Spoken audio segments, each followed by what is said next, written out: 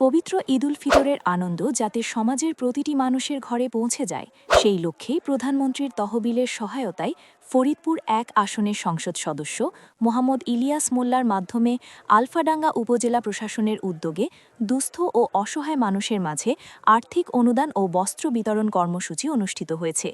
এই মানবিক উদ্যোগে উপকারভোগীদের মুখে ফুটে ওঠে আনন্দের হাসি, তৈরি হয় ঈদের নতুন আশা।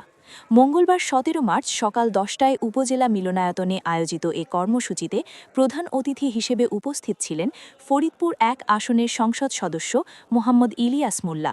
অনুষ্ঠানে সভাপতিত্ব করেন উপজেলা নির্বাহী কর্মকর্তা রিফাত নূর মৌসুমী। এ সময় সহকারী কমিশনার ভূমি AKM রায়হানুর রহমান, আলফাডাঙ্গা উপজেলা জামায়াতে ইসলামীর আমির মৌলানা কামাল হোসেন, নায়েবে আমির SM রিদওয়ানুন নবী, সেক্রেটারি SM হাফিজুর রহমান এবং বিশিষ্ট ব্যবসায়ী মোহাম্মদ বিল্লাল মুন্সি সহ স্থানীয় রাজনৈতিক ব্যক্তিত্ব, গণ্যমান্য ব্যক্তি ও সুধীজন উপস্থিত ছিলেন। কর্মসূচির আওতায় প্রধানমন্ত্রীর তহবিল থেকে প্রাপ্ত অর্থ দিয়ে ১০০ জন দুস্থ ও অসহায় ব্যক্তিকে নগদ অর্থ সহায়তা এবং আরও ১০০ জনকে ঈদ উপহার হিসেবে বস্ত্র প্রদান করা হয়। সহায়তা পেয়ে উপকারভোগীদের চোখে মুখে আনন্দের ছাপ স্পষ্ট হয়ে ওঠে।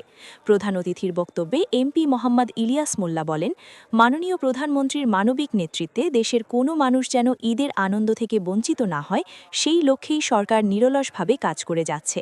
এ ধরনের সহায়তা কর্মসূচি ভবিষ্যতেও অব্যাহত থাকবে।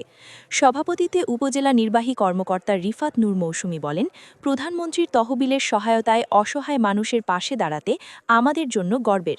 আমরা চাই সমাজের প্রতিটি মানুষ যেন সম্মানের সঙ্গে জীবনযাপন করতে পারে। এ অনুষ্ঠানে বক্তারা বলেন, ঈদের আনন্দ ভাগাভাগি করে নেওয়ার মধ্য দিয়েই সমাজে প্রকৃত সম্প্রীতি ও সহমর্মিতা গড়ে ওঠে। তারা সমাজের বিত্তবানদেরও অসহায় মানুষের পাশে দাঁড়ানোর আহ্বান জানান।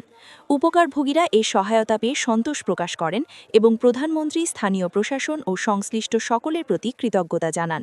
মানবিক এই উদ্যোগ আলফাডাঙ্গায় এক উজ্জ্বল দৃষ্টান্ত স্থাপন করেছে বলে মনে করছেন স্থানীয়রা।